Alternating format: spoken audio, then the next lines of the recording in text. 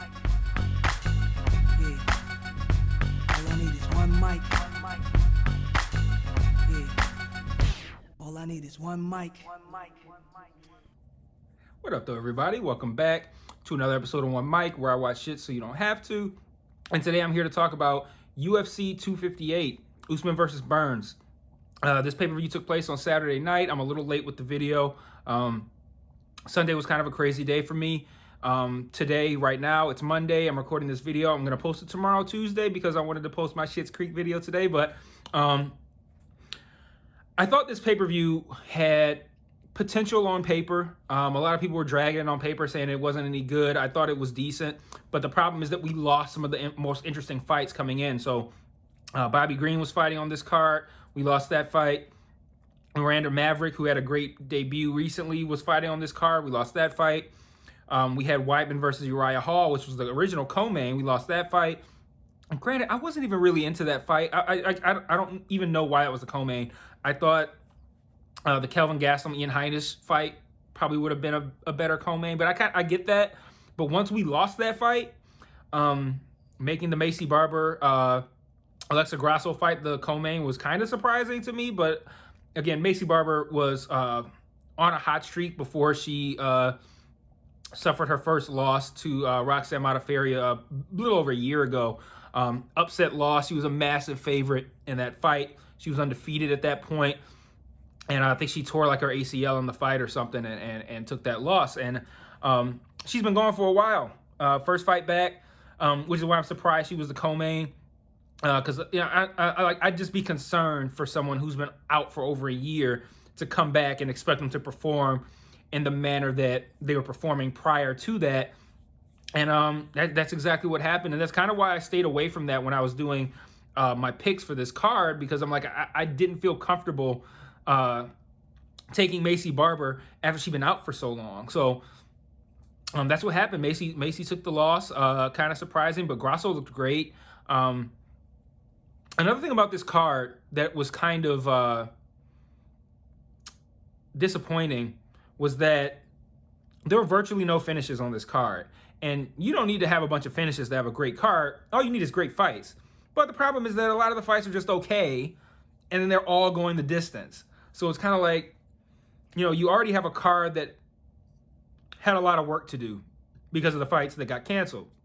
So what you have left, you need those fights to be entertaining. And, some of them were, but for the most part, it was kind of a dull event, man. Like, a lot of these fights went the distance. None of them were that interesting, and none of them had too much of an impact on their respective weight classes for their fighters. But there are a few things I kind of wanted to talk about. So the first of which being, I'm gonna start with the co-main.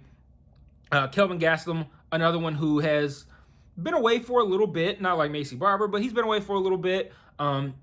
He had taken a couple L's. I don't think I don't remember the last time he'd won. But after he lost that Asanya, I think he took a couple more L's after that. So, this is a guy who really needed a win. You got Ian Heinisch on the come up, trying to, make a name for himself off of the name of Kelvin Gastelum. And Gastelum looked well. He performed well. He got the decision victory. Kelvin Gastelum was the kind of guy that I think that his time is past. And when I say that, I mean like his best opportunity to have a shot at doing something in this division was when he fought Adesanya. Had he won that fight, things might have gone a little bit differently for him. Losing the way he lost after that, and even despite getting this win here, I didn't watch this Kelvin Gastelum and think this is a guy who is back in the contention conversation. Whereas like you look at a guy like Brian Ortega, who he fought Max Holloway for the belt, got beat the fuck up, and then was out for a really long time, and then came back and looked even better. So I watched that and I'm like, this Brian Ortega should be right back in a title fight, which he is. And I don't feel that. I didn't feel that way watching Kelvin Gastelum. I didn't watch that and go, oh, Kelvin Gastelum's back. And I was like, all right, cool, good win. I talked about Macy Barber losing her fight as well, and then but most of what we want to talk about here is the main event. I mean, that's kind of how it always is, but usually there's a lot of action on the undercard or on the prelims or whatever. But like I said, this was a fairly uneventful event, and Usman Burns. This is a fight that had been pushed back. I feel like 2 or 3 times at this point before we actually got it. I was watching UFC Embedded on ESPN Plus during the week leading up to the pay-per-view, as I always do. And man, I thought Burns looked like good, man. Like he looked like he was ready to win a fucking belt.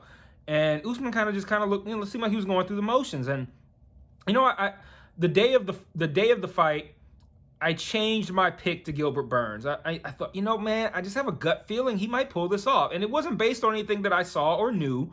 I was picking Usman all the way up until the day of the event. And I just said, man, I liked what I saw from Burns this week on Embedded. I just have a good feeling about it. First round, man, I think Burns had the opportunity to possibly get Kamaru out of there in the first round. He landed some great shots. He stumbled him a couple times. He was really aggressive. He was looking sharp. He was looking fast. He was looking strong. Really great stuff. And then Kamaru comes back out in the second and third, particularly in the second, because he ended the fight fairly early in the third. But second round, and it was like a whole new guy. And I wonder if this is, I'm wondering out loud if what I saw Saturday night from Kamaru Usman is a byproduct of him working with Trevor Whitman. But, Trevor Whitman, one of the top coaches in the game, and man, Kamaru came out in that second round and looked, whew, boy. I mean, that fucking jab, oh man. When did Usman get like? I mean, I don't want to shit on the guy because people shit on him talking about his striking and the focus is on his wrestling ability. But if you watch the fight against Colby Covington, you can't say this guy can't hit a motherfucker. But I still, most of the time watching Kamaru Usman, you're gonna get a whole lot of holding the guy up against the cage. You're gonna get a whole lot of work on the mat. You're going to get a whole lot of foot stomps maybe. And ultimately, you're probably going to end up with a decision victory for Usman, where he just kind of overpowers you and kind of like holds you down. And it's a boring way to win. Kamaru Usman is one of my least favorite fighters to watch.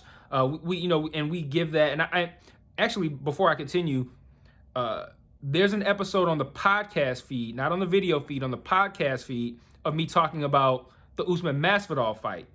And, people get a lot of shit for calling guys who are primarily wrestling, or who, I don't want to say primarily wrestling, but like that's their bread and butter. Like those fighters get a lot of shit for being boring. And I don't think that's fair. I think Khabib is an incredibly interesting fighter to watch. I don't find Khabib to be the least bit boring. But Usman, that's a boring motherfucker. Like that Masvidal fight, and I'm still mad about it. That Masvidal fight was him just holding him up against the cage and stepping on his feet for 25 minutes. Like that's not entertaining, and you're not gonna watch that and then go, you just don't understand how good Usman is. No, that was a shitty fucking fight. Having said that though, like that's kind of what you get accustomed to is boring fights that go the distance, where he just kind of just leans on you and overpowers you. But this fight and the Colby fight, but particularly this one, his striking was really sharp. And I can't help but think that has to do with Trevor Whitman, because that jab, he was touching Gilbert with that jab constantly, just splitting his guard, constantly touching him with that jab. And he looked incredibly impressive.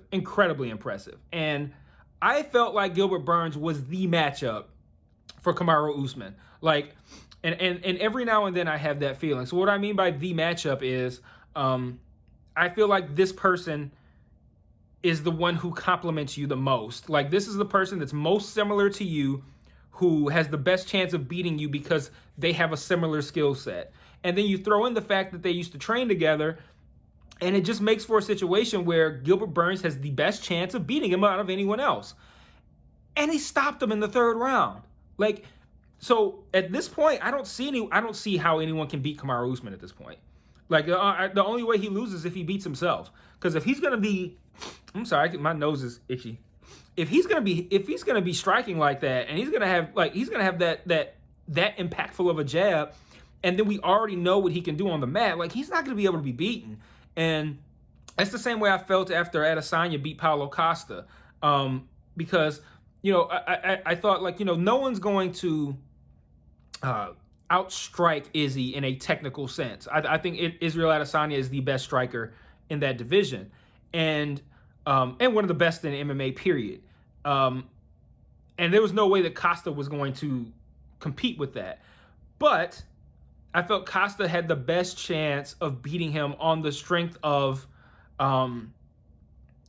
catching him. So, like, Yo Romero had the same thing, but then that fight ended up being these two guys are just trying to avoid each other for 25 minutes. Whereas we knew nothing like that was going to happen with Costa. Costa was going to come hard. He was going to attack him. And Izzy made him look like a fool.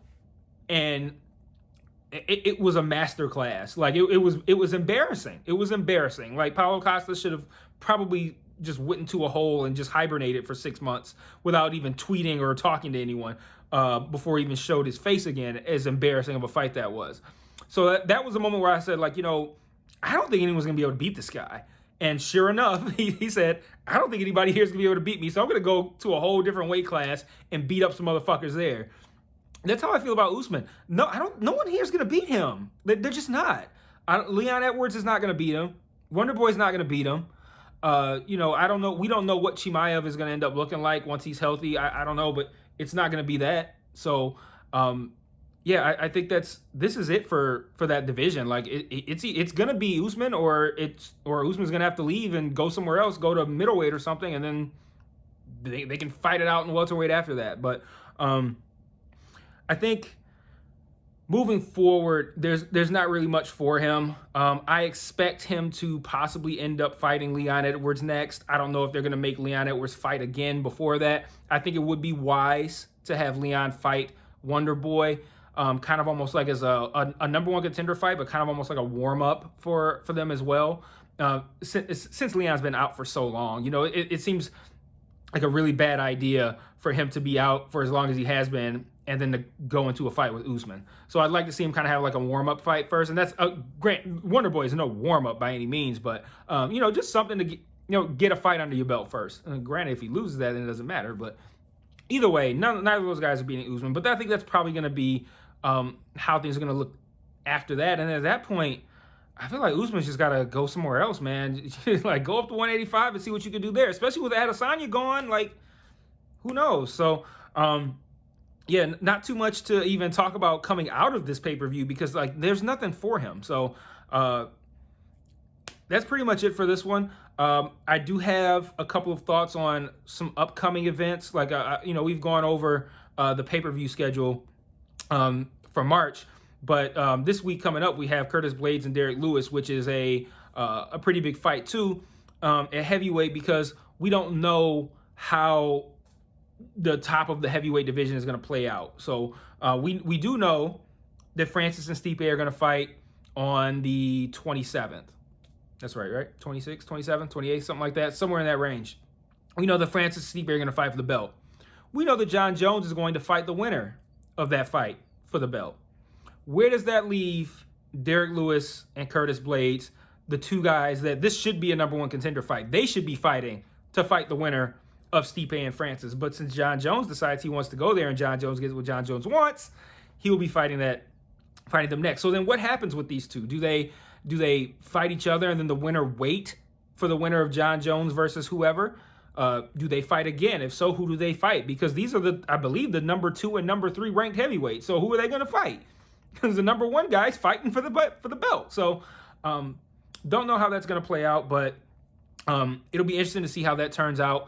I expect Curtis Blades to get that win, and I expect Curtis Blades to be getting a title shot. If I were him, I'd probably wait it out. So that's it for now. I'll be back next week, talk about that fight card. For the record, that card doesn't look too hot either, but it will make up for it on the 6th. If you guys haven't seen the March 6th UFC 259 pay-per-view, go check it out. And I'll see you guys next time. Peace.